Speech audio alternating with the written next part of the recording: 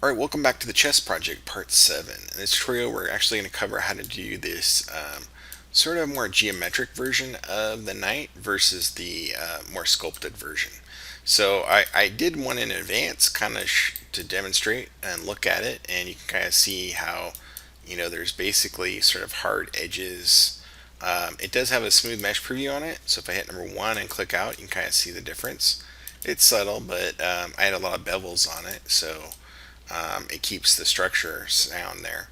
But basically, I'm going to go through the process on this duplicate version of the geometry.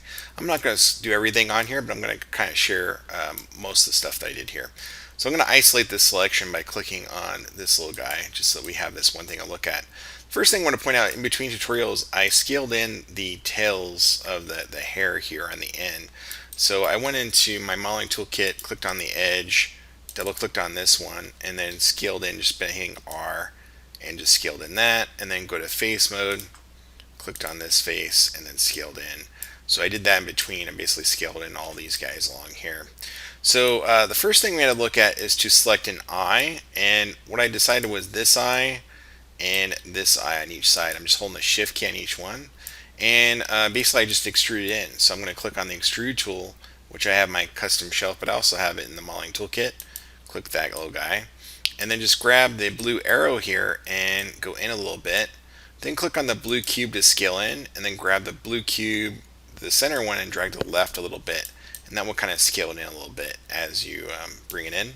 And then I like to use hotkeys, so I just use the G key to repeat any action, bring it in a little bit more, and then hit G again, and this time I scale again by clicking the blue cube and the other cube. So you get this kind of effect here. So it gives the idea of where an eye might be. Then after that, it's just deciding what faces to pull out. So I decided, like this one, to select these faces along here, which kind of match the structure of the face of the horse. It has this muscle that's more pronounced along here, and then sort of the nostrils on the side here.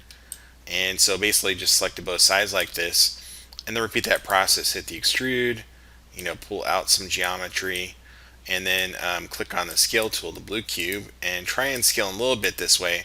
But then I would often have to grab the green cube to scale in or the red cube to scale in, so go in different directions to scale them all in. But basically just doing that, and then to make sure that it will maintain its structure, add a couple edge loops. So again, I have a hotkey set up to relative distance here from edge, but again, that's under the mesh tools, insert edge loop tool.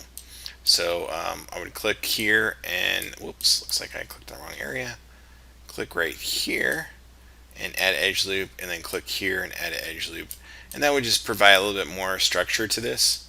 So one close to the edge and one sort of inside, and I kind of did that with all the geometry.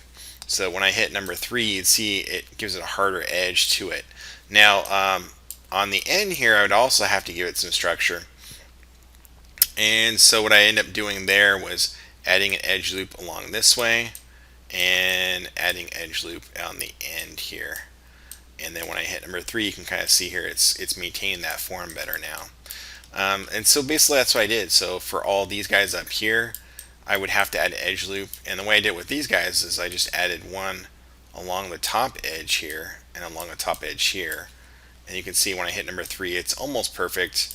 And then I just basically added some more edge loops along here on the top to basically give that kind of feel. Then basically just kept adding more extrusions along the sides and so forth. So I'd click out the arrow to escape out, go into face mode, and then like the cheek area, I think I pulled out some geometry here. So again, I could just hold shift key and select these faces.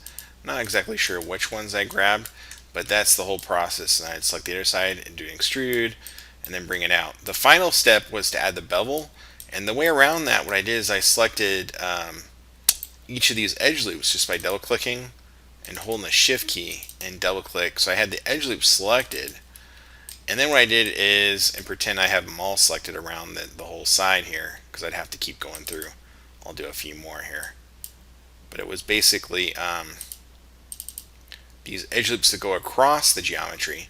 Then I just hold shift and drag across, and would basically flip the selection. So then I would bevel, any of these edges along here. Now some of these I didn't need a bevel like this one, so I would sometimes unselect some of those too. But I just use the bevel tool and bevel it out. Basically that's it. So go back to object mode and unisolate. But you can kind of see the different things I did. I did the extrusion on the inside there. So there was another area where I inserted it, brought out a little bit more depth, and then I just duplicated the base and brought it over, and that's pretty much it. So this geometry for the hard edge version of the knight is pretty much done there. It's kind of a simplified version, and it looks pretty good. So the next tutorial will actually show how to actually make this into a sculptable kind of detail, and we'll use the sculpt tools in Autodesk Maya. Until then, see you soon. Cheers!